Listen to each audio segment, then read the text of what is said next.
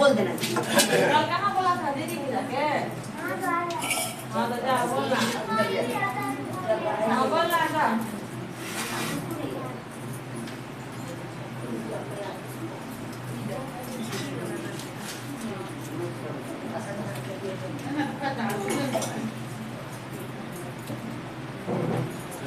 अरे आके कंट्रोल जाओ।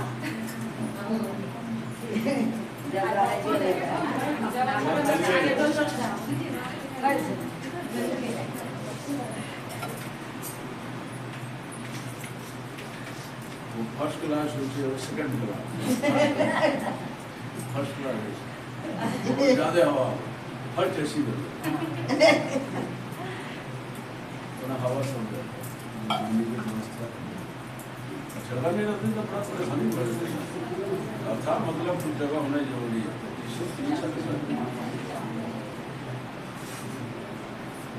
विष्णु चौक में पूरा पूरा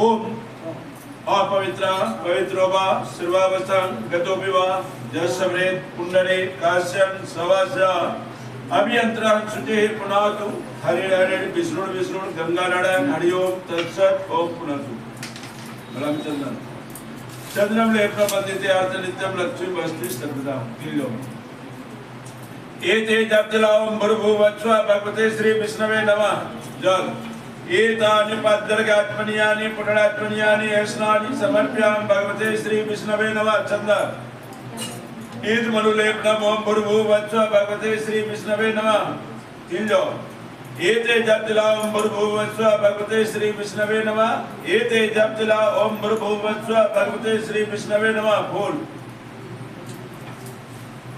एतानि पुष्पाणि समर्प्यामि ओम भूर्भुवस्व भगवते श्री विष्णवे नमः बेलपत्र आचार्य बेलपत्रं परम पवित्रं समर्प्यामि ओम भूर्भुवस्व भगवते श्री विष्णवे नमः माला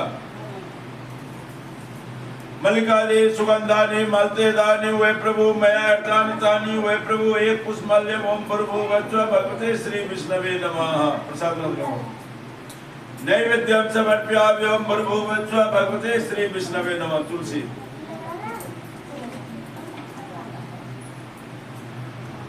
एतानि तुलसी दलानि समर्प्यामि ओम भूर्भुवस्व भगवते श्री विष्णवे नमः दीपक सूर्यो ज्योति सूर्य स्वाहा वर्जो ज्योति वर्ज स्वाहा अग्नि वर्जो सूर्यो वर्जो ज्योति वर्ज स्वाहा एक प्रज्वलित दीपम बृहस्पति धूपम दर्शयामि ओम भूर्भुवस्व भगवते श्री विष्णवे नमः जल एतानि गंध पुष्प धूप दीप तांबूल यथाभाग नानाविधि नैवेद्यान् समर्प्यामि ओम भूर्भुवस्व भगवते श्री विष्णवे नमः गुरु इदमात्मन्यं समर्प्यामि ओम भूर्भुवस्व भगवते श्री विष्णवे नमः प्रणाम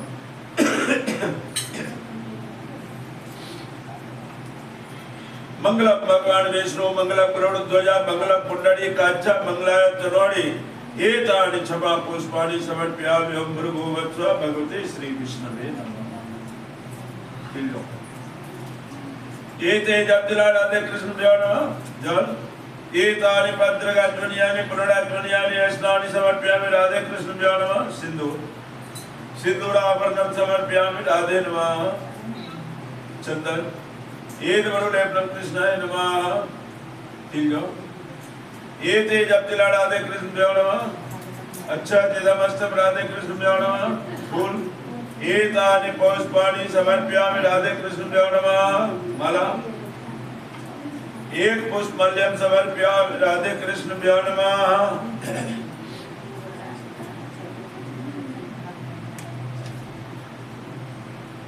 जल एतानि गंधापुष्पधूपदीप्ताम्बूल तथा भात नाना विधि नैवेद्यान् समर्पयामि राधे कृष्णभ्यो नमः। एक बार इदम् आत्मन्यं समर्पयामि राधे कृष्णभ्यो नमः। बोलो प्रणाम। एतानि क्षमा पुष्पाणि समर्पयामि राधे कृष्णभ्यो नमः।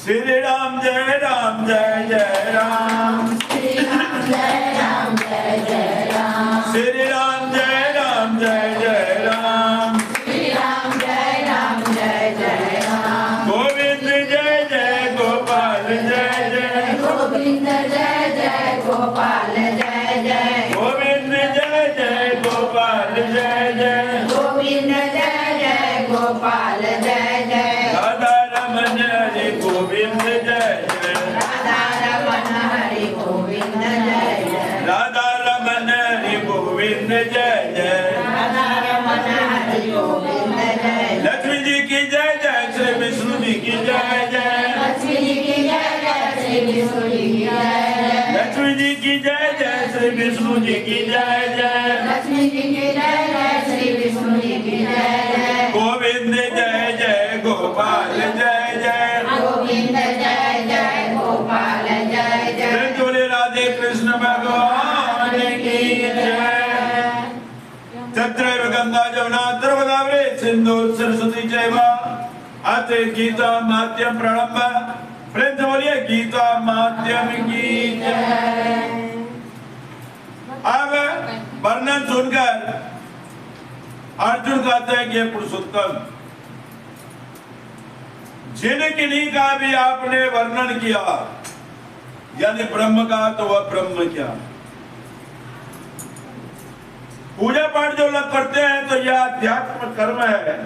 तो अध्यात्म क्या है? कर्म क्या है? आदिभूत जिसको कहा जाता है। और यह कौन है वो भी आप बताइए। श्री भगवान कहते हैं कि धर्म युक्त चित्त वाला पुरुष सात्विक भाव को प्राप्त करता है। एक प्रकार अर्जुन के प्रश्न करने पर कृष्ण भगवान कहते हैं, हे अर्जुन, कोई भी मंत्र अगर नहीं आता हो, ओम जो ब्रह्म वाक्य है, ओम सबको उच्चारण करने आ जाएगा। बहुत छोटा भी है, एक अक्षर का, और ओम का कभी नाश नहीं होता, अपने आप में परिपूर्ण है। बहुत सारे मंत्र पढ़ने से पहले उसमें ओम लगा दिया जाता पवित्रता के। और कुछ भी नहीं जानते तो ओम का जाप करते रहिए, ओम का उच्चारण करते रहिए। उससे क्या होगा? शास्त्र वेद यज्ञ दान होम आदि सभी का पुण्य आपको प्राप्त होगा। कारण कि इस संसार में जो भी उत्पत्ति हो गया, जन्म लिया, उसका विनाश होगा। उत्पत्ति विनाश धर्म वाले सभी पदार्थ है इस धरती पर। और बहुत मनुष्य जो होते हैं हिरणमय पुरुष हो जाते हैं। हिरणमय पुरुष इसको कहा जाता है जो वेद शास्त्र में से सूत्र को निकालते हैं। मुखरूप जो मंत्र आदि है, सूक्त आदि है, उसको निकालते हैं और ब्रह्मा में उसको अर्पण कर देते हैं। वो अधिदेव देव है, अधिदेव हो जाते हैं। ऐसा मनुष्य देहधारियों में सबसे श्रेष्ठ है। जो पुरुष अंतकाल में कहता है कि भगवान के नाम का ही स्मरण करना चाहिए, कभी भी आप स्मरण नहीं किए तो अंतकाल में गीता को पढ़िए। लेकिन बहुत आदमी को अंत समय में पढ़ नहीं होता है, तो सुनना चाहिए। अंतकाल में भगवान का नाम, एकादशी का नाम, तुलसी, गंगाजल, गीता। अब बहुत आदमी कहीं से आते हैं, कोई रोगग्रस्त हो जाता है, खबर जाता है, फल फुलवाड़ी ले लेता है। अब रोगी से तो मिलने जाएगा तो वही लेगा फल फुलवाड़ी ये सब। अब वहां गए आदमी जैसा जिसका संबंध है, रखा फल वगैरह, रोना शुरू कर देता। रोना नहीं चाहिए। प्राण भी नहीं छूटा। वहां आप पहुंचते हैं तो भगवान के नाम को उनको स्मरण कराइए, रोइए मत। कारण कि अंत काल में भगवान कहते हैं मेरे को स्मरण करते हुए जो शरीर त्याग करता है वह साक्षात स्वरूप भगवत लोक को प्राप्त करता है। इसीलिए लोग कहते हैं राम राम का, गंगा गंगा का, प्राण जो छूटता है। कारण के कुंती पुत्र अर्जुन जब कभी नाम नहीं लिए तो अंत समय में तो भगवान का नाम लीजिए, अब तो जा रहे हैं, अब क्या माया मोह है। उस समय में भी माया में नहीं हटेगा तब तो बड़ा विडंबना है, प्राण छूटने के समय। तो भगवान का नाम लेता हुआ शरीर को त्यागिए तो भगवान के लोक को प्राप्त करिएगा, नहीं तो मनुष्य योनि में आके भी कोई लाभ नहीं होगा। इसलिए अर्जुन भगवान का अभ्यास निरंतर करिए। लेकिन अर्जुन तो आप युद्ध के लिए गए हुए हैं, पूरा 18 अध्याय का जो गीता है कड़ में उनको बतलाया ही गया। अब उस समय उनका नाम भगवान का नाम नहीं लेना है, उनको युद्ध करना है। जिस समय में जो कर्म है वो न करिएगा। तो कहते हैं भगवान का आशीर्वाद लो लेकिन युद्ध भी करो, कारण कि युद्ध करना तुम्हारा अभी कर्तव्य है। अब मन बुद्धि को संदेह से दूर रखो, निसंदेह हो जाओ, तभी सफलता मिलेगी। तो ये पार्थ या नियम है कि परमेश्वर की प्राप्ति अभ्यास से होती है। अभ्यास तो धीरे धीरे होता है कोई भी चीज का। इधर उधर जो ध्यान जाता है वह अभ्यास से एकत्रित हो जाता है, और जब ध्यान एकत्रित हो जाता है तो वह मनुष्य सर्वज्ञ हो जाता है, अनादि हो जाता है और नियंता हो जाता है। नियंता उसको कहता है कि गांव समाज में शुभ अशुभ दोनों काम होता है। अशुभ मतलब पितृकर्म को कहा गया है बोलचाल की भाषा में। वेद उसको भी अशुभ कर्म नहीं कहता है, मरना तो है। तो वेद के हिसाब से वह शुभ कर्म नहीं है। लेकिन आप नियंता अगर ये सब को जानने लगते हैं तो आपको सभी में बुलाया जाएगा और शुद्ध सच्चिदानंद परमात्मा को आप स्मरण होइए। तो पहले वाणी मधुर रखिए, मन को निश्चल रखिए, तभी भगवान मिलेंगे।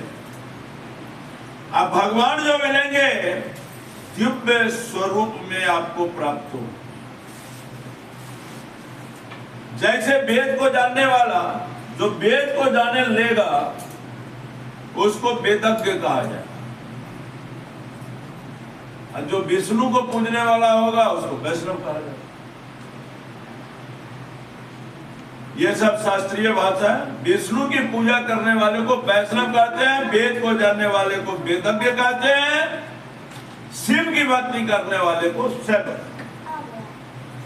तो सबसे पहले भगवान में आसक्ति लाइए, उसके बाद जो है परम पद को आप प्राप्त होंगे।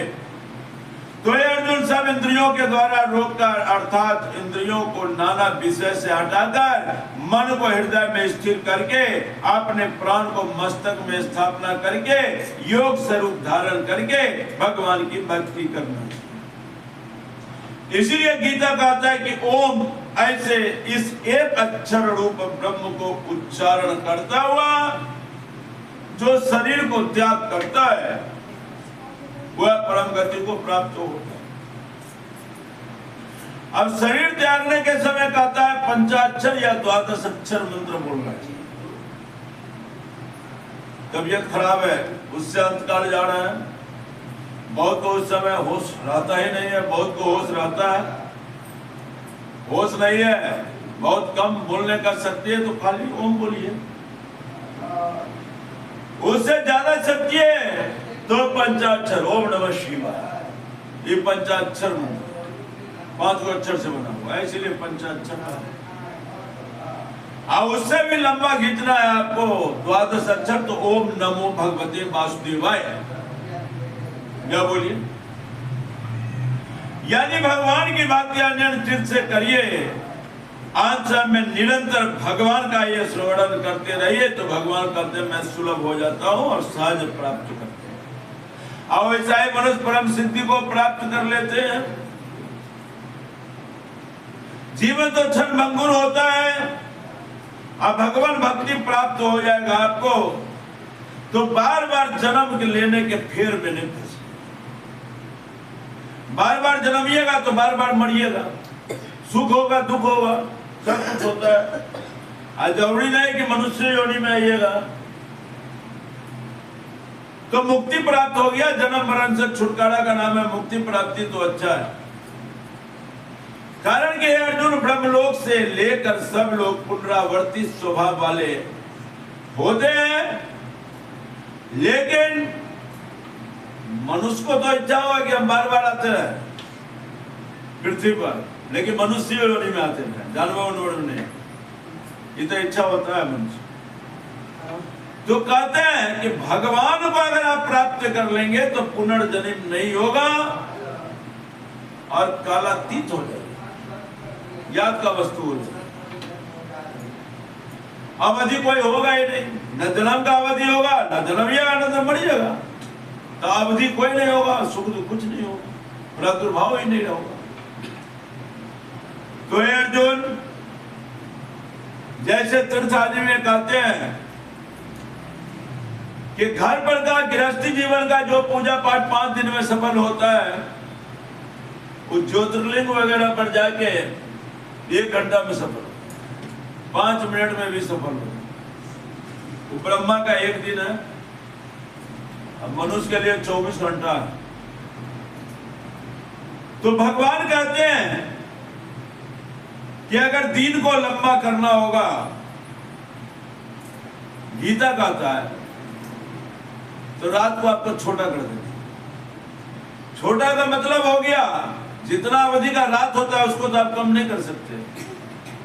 लेकिन 6 बजे हमको कहीं जाना है, सवारी वारी पकड़ना है, तो 4 बजे तो उठ जाइएगा, तो 2 घंटा एक्स्ट्रा हो गया आपके पास। और सब दिन जैसे उठते हैं सूर्योदय के बाद, तब तो दिक्कत हो जाएगा, कहीं 5 बजे जाना है तो कहते हैं ऐसे मनुष्य अवधि को प्राप्त कर लेते हैं। संपूर्ण संसार दृश्य मात्र है। कोई ब्रह्म में लगे रहते हैं, कोई विष्णु में लगे रहते हैं, कोई सूक्ष्म चीज का पूजा करता है तो कोई आदमी विशाल चीज का पूजा करता है। और शरीर में प्रवेश करने के लिए सूक्ष्म चाहिए, कण जैसे कण कण में भगवान का। तो प्रकृति के बस में मनुष्य रहते हैं। हे अर्जुन, इस प्रकार व्यक्त का व्यक्त से अति परे दूसरा अर्थात विलक्षण जो हो जाते हैं, वो पूर्ण ब्रह्म परमात्मा सब भूतों के नष्ट होने पर भी उनका नष्ट नहीं। तो उनको जपिए, इससे परम गति प्राप्त होगा। और अपना धर्म जो सनातन है, बाप दादा का जो धर्म आ गया है, सनातन भाव को कभी मत छोड़िए। कहना चाहिए कि सभी धाम मेरा है। हे पार्थ, जिस परमात्मा के अंतर्गत सर्वभूत है और जिस सच्चिदानंदन परमात्मा से यह सब जगत परिपूर्ण है, वह सनातन अव्यक्त परम पुरुष अन्य भक्ति से प्राप्त होने योग्य। अर्जुन, जिस काल में मनुष्य शरीर त्यागता है, हिंदू धर्म में ऐसा विधान है कि उस काल को भी लोग महत्व देते हैं। ये एकादशी दिन मर ले, चाहे पूर्णिमा दिन मर ले, सब दिन जीवन जन्म मरण होता है। लेकिन मनुष्य का ऐसा स्वभाव है कि मनुष्य चाहता है, भक्ति वाला मनुष्य सनातन धर्म में जो लगा रहता है कि मेरा शरीर का भी त्याग बड़ा शुभ अवसर पर होना। अपने हाथ में तो रहता नहीं, वहां भी लोग को रहता है कि हम अधोगति को प्राप्त नहीं करें, इसके लिए ज्योतिर्मय आपको बनना पड़ेगा, अभिमान को हटाना पड़ेगा। और बहुत मनुष्य को देखिए, कोई कृष्ण पक्ष की पूजा करता है तो कृष्ण पक्ष से ज्यादा आदमी शुक्ल पक्ष की पूजा। गीता कहता है दोनों में कोई भेद नहीं। ऐसा अगर आप करते हैं तो आप अभिमानी हैं, लेकिन है क्या, अब एक करिएगा, अब एक एकादशी करिएगा तब तो दिक्कत है, तब तो देखना पड़ेगा कि शुक्ल पक्ष काम करे कि कृष्ण पक्ष। दोनों करिएगा तब कोई भेद नहीं, और वहां तो भेद आएगा एक करने पर। कहते हैं फिर भी भेद के बावजूद भी लोग भक्ति तो कर लेते हैं। और बहुत देवताओं का पूजा उत्तरायण से पहले हो जाता है, अब बहुत का उत्तरायण के बाद होता है। अब इसको ऐसे समझिए, मकर संक्रांति जब आ जाता है, खरमास समाप्त हो जाता है, उत्तरायण शुरू हो जाता है। और उसके बाद क्या होता है कि एकाएक धरती पर पूजा पाठ से बढ़ जाता है, उससे पहले कमा रहा था। तो महीना का भी हिसाब से मनुष्य बना दिए, लेकिन कोई भी हिसाब हो, पक्ष हो, महीना हो, परमेश्वर की उपासना से परमेश्वर को भजना चाहिए। और देवताओं के द्वारा क्रम से एकाएक जो पूजा होते हैं अचानक, अब पूजा का नियम कहता है कि आदि गणेश अंत महेश। अब पूरा मंदिर में जाइएगा, खाली भोला बाबा का मंदिर होगा तो गणेश जी का पूजा करिए। बहुत मंदिर में खाली भोले बाबा, लेकिन अब जो मंदिर बन रहा है वहां गणेश जी रहते हैं, पार्वती रहते हैं, भोला बाबा भी रहते हैं। हनुमान जी के मंदिर में जाइएगा, खाली हनुमान जी मिलेंगे। तो कहते हैं जहां क्रम से देवता है तो क्रम से पूजा करिए। गणेश जी अगर वहां है तो पहले गणेश जी को पूजा करिए, तब पार्वती है, फिर भोला बाबा है। देवी का पहले होता है उनसे, और उससे भी आप ब्रह्म को प्राप्त करिएगा। और तीनों मनुष्य जो होते हैं, सात्विक, राजसी, तामसी, सब पूजा करते हैं। गुंडा भी पूजा करता है और सज्जन भी पूजा करता है। लेकिन पूजा का क्या है, थोड़ा समय अलग अलग हो। कहता है जो मनुष्य अभिमानी नहीं है, अभी बहुत मनुष्य को लेके भोरे भोरे उठ के स्नान कर लगा, ब्रह्म मुहूर्त में जाकर पूजा कर, सुबह समय। लेकिन जो अभिमानी होगा वो दोपहर में करेगा। उससे भी जो अभिमानी होगा राक्षसी प्रवृत्ति का, वो दिन में कभी पूजा करता ही नहीं है, सब सूत जाएगा तो 12 बजे रात में वो भी देवी को खुश करता है, त्रिशूल उर्शूल फटक उटक सबका पूजा करता है। पूजा तो तीनों करेगा, सात्विक, राजसी, तामसी, तीनों प्रवृत्ति का आदमी पूजा करता है, लेकिन तीनों का समय अलग अलग होता है। कहना का कि आप लोग जो पूजा करते हैं कोशिश रखिए 12 बजे से पहले, नहीं तो 2 बजे के बाद, उसको सात्विक पूजा कहा जाता है। और पूजा करने जाते हैं तो चंद्रमा की जो ज्योत होती है, फिर भी उसमें शांति होती है। चंद्रमा तो दिन में दिखाई पड़ेगा तो उतना तो ज्योत होता नहीं दिन में।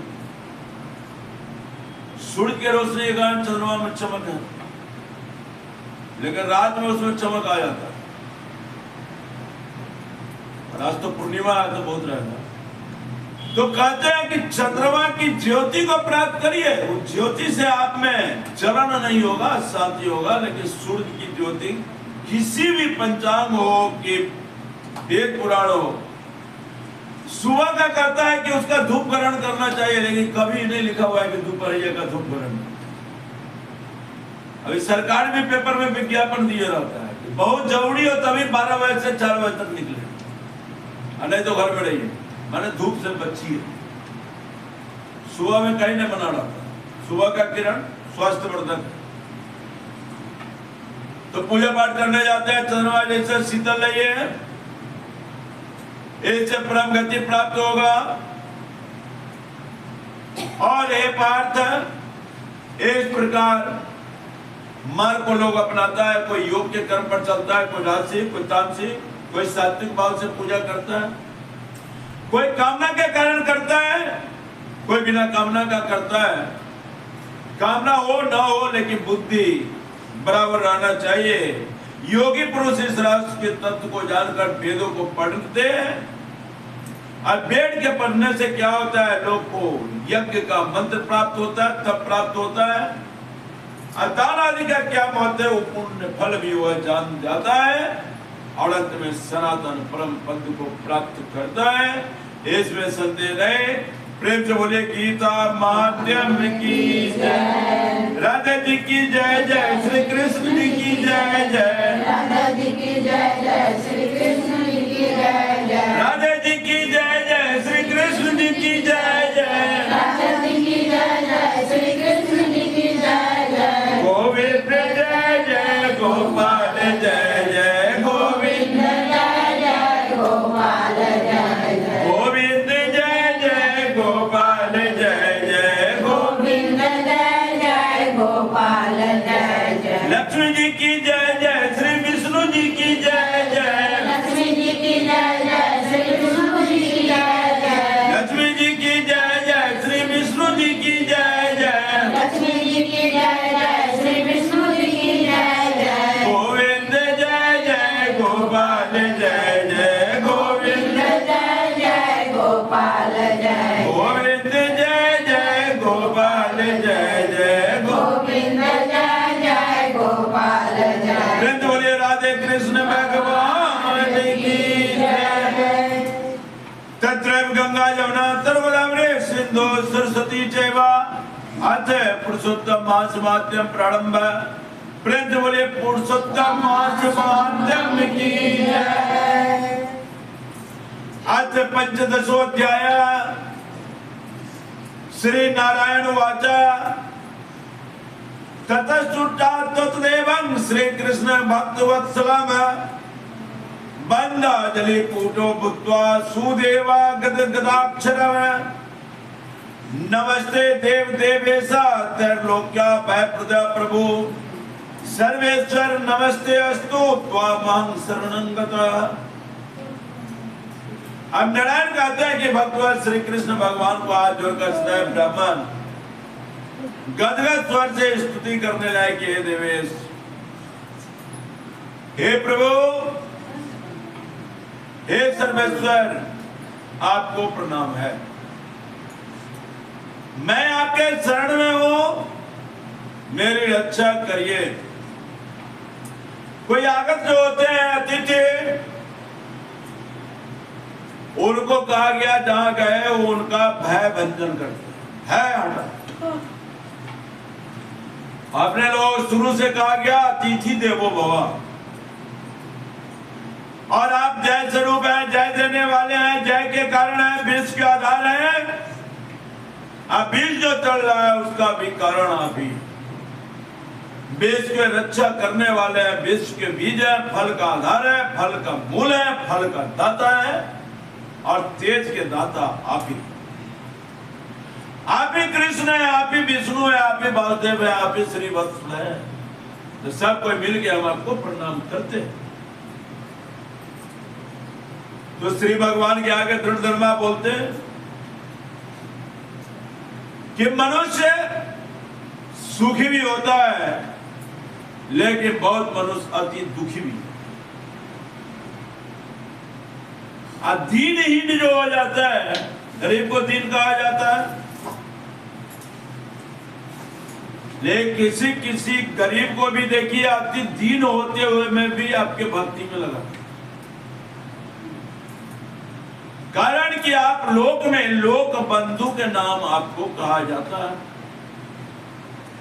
इस प्रकार स्तुति कर वह ब्राह्मण हरि के आगे बैठ गया, हरि मेघ के समान गंभीर वाणी से कहते हैं, श्री हरिर्वाच सम्यक् सम्पादितं वत्स यतद्वाचरितं तपः के भिक्षसे मा प्राज्ञा तपोधन वदतु सुमे तते अन्न वितर्स्यामि संतुष्ट तपसा त्वा एतादृशं मत्कर्म न केनापि कृतं पुरा। हरि कहते हैं वत्स तुमने अच्छी तरह तप किया है अतः महाप्रतिज्ञावान हो गए, कठिन तपस्या की। मांगो जो तुमको मांगना है मांगो, मैं तुम्हारे तपस्या से प्रसन्न। सुदेव बोला नाथ है दीन बंधु, यदि आप प्रसन्न हैं तो मुझे एक श्रेष्ठ पुत्र दीजिए। हे अरे कितना भी धन संपदा हो जाए, अगर पुत्र नहीं होता है तो गृहस्थाश्रम अच्छा नहीं लगता। ब्राह्मण के ऐसे वचन सुनकर ईश्वर हरि भगवान बोले कि अद्यापि ते सर्वं दासे पुत्रं बिना द्विजा तब पुत्र सुखं वस विधात्रा नैव निर्मितम्। ये ब्राह्मण तो पुत्र नहीं मांगो, मैं उसके बदले में दूसरा कुछ दूंगा। कारण कि विधाता जो होते हैं हमसे भी ऊपर होते हैं। तुम्हारे भाग्य में पुत्र का सुख लिखा ही नहीं हो, इसीलिए पुत्र मांगो ही नहीं। कारण मैं तेरा कपाट देख लिया भालपट, इस जन्म का तो बात छोड़ो, अगले 7 जन्म में भी तुमको पुत्र सुख नहीं।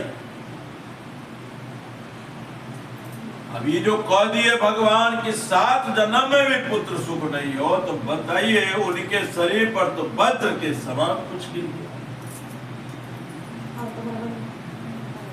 कहते हैं भगवान भी इतना निष्ठुर होते हैं जो ऐसा वचन कहते हैं। बोले भगवान कभी भी निष्ठुर नहीं होते, उनका जो सत्य है वो तुम्हें बताए। कटे वृक्ष की तरह वह गिर गया। पति को परे हुए देख वह स्त्री अत्यंत दुखित हो, स्वामी को पुत्र की इच्छा से रही देख वो भी रोने लगी। धीरज धारण करके गोमती बोली उत्तिष्ठ नाथं किंग्नाय स्मरणं में वचा विधात्रा लिखतंग भाले तलवेदा सुखा सुखम। ये ना सूढ़िए, क्या मेरा वचन आपको याद नहीं है? कितना भी लिखा पढ़ा लीजिए, लेकिन भाग्य में विधाता ने जो लिख दिया है पुत्र सुख नहीं है तो वो तो दुख प्राप्त हो गया। अब क्या करें? श्री भगवान कहते हैं कि भाग्य वाला बड़ा श्रेष्ठ होता है किसी किसी मनुष्य का। कर्म से तो आगे बढ़ता ही है, लोग बहुत आदमी भाग्य से भी आगे बढ़ जाता है। बहुत आदमी भाग्य का भी महत्व होता है जीवन में। कहते हैं इस प्रकार स्त्री के तीव्र शोक युक्त वचन सुन दुख से कांपता हुआ गरुड़ विष्णु से आरट हो आए। गरुड़ बोला हे हरे, शोक सागर में डूबी हुई ब्राह्मणी को देख, तैसे व्याकुल ब्राह्मण को देख, दोनों पति पत्नी को। के दया सिंधु, आप तो भय को हटाने वाले, जहां भय नहीं हो उसको अभय कहा जाता। भगवान अभय है। हे प्रभु, आपकी भक्तों के दुख को नाश सहने वाली दया कहां से आ गई? हरि भी कहा जाता है, आपको हरण करते हैं दुख को। आप तो ब्राह्मण देव है, आपका धर्म कहां गया? दुगो जो हाथ अतिरिक्त है आपको, 4 गो हाथ है, उससे आप इनका दुख दूर क्यों नहीं करते? वो भी तो आपको उत्तम भक्ति किया है। और जब उसको सुख नहीं मिलेगा तो मुक्ति प्राप्ति का इच्छा करने लगेगा। हनुमान चालीसा में भी कहा जाता है 8 सिद्धि 9 निधि के दाता। तो कौन है चीज है 8 को सिद्धि? जब इसको संतान है तो सिद्धि से तो प्राप्त होगा, और 9 निधि है ना, इनका एको काम नहीं कर रहा। 8 सिद्धि 9 निधि, और आपका जो इतना आराधना किए आप फिर भी वही बात कर रहे हैं कि पुत्र सुख तुमको नहीं है। तो आपका तो आराधना करने से लोग को पूर्ति होता है, फल पूर्ति होता है। यहां तो और पहले से ज्यादा आप दुखी कर दिए। पहले तो संशय था, हो भी सकता है नहीं भी हो, लेकिन अब तो आप 7 वचन तक का बात कर। कारण कि पुत्र माता पिता का उद्धार करता है, और हाथी को, महावत को हाथी दे दीजिएगा, अंकुश नहीं दीजिएगा। हाथी जो होता है ना, सबका जानवर का अलग अलग है। अब तांगा वाला है वो पतला चाबुक रखता है डोरी जैसा, उसी से घोड़ा को मारता है, घोड़ा दौड़ता रहता है। अब पहलवान बैलगाड़ी में चलाता है, उसको पहलवान कहते हैं। सबका अलग अलग नाम। वो भी डंडा नहीं था, चाबुक को भी रखता था।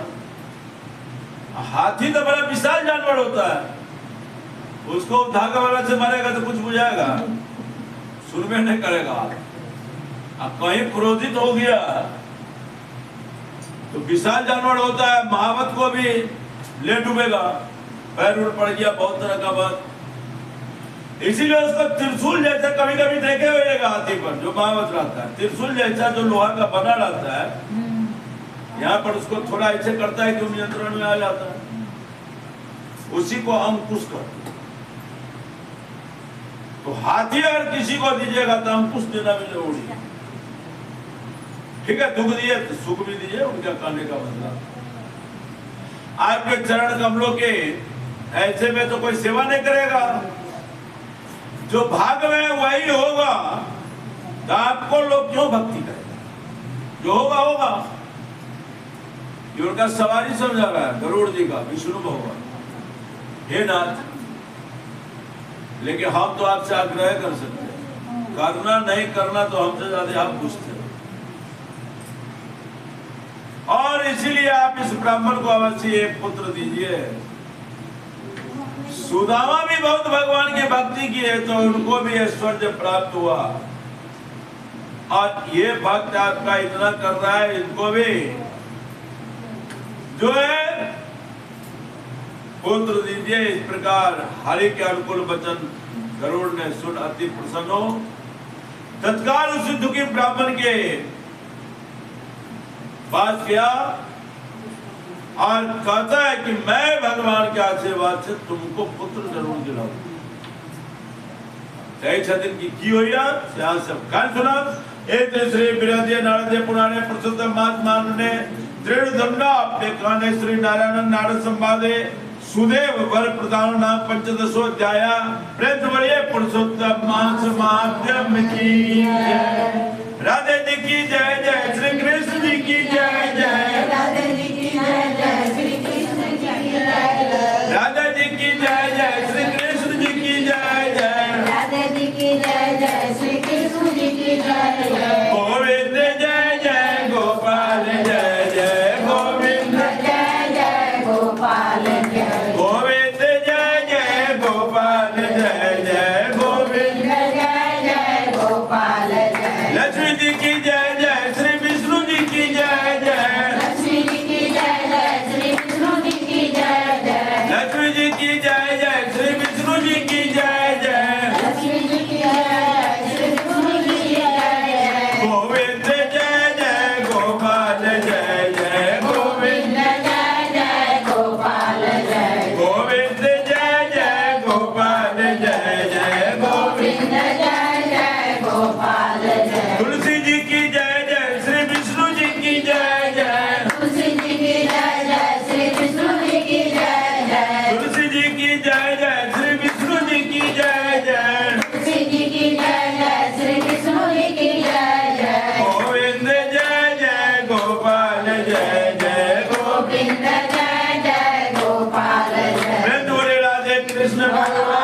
की जय, विष्णु भगवान की जय, लक्ष्मी महारानी की जय, शुद्ध मास की जय, शुद्ध माध्यम की जय, गीता माध्यम की जय, राजा रामचंद्र की जय, वीरभद्र बलि की जय, सब देवतान की जय। जय जय सीताराम। हर हर महादेव।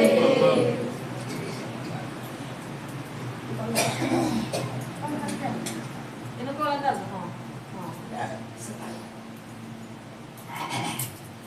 हाँ ये पूर्णिमा है बनी यानी बहुत कहने को चतुर्दशी ने पूर्णिमा प्रवेश हो जाए तो व्रत कही नहीं।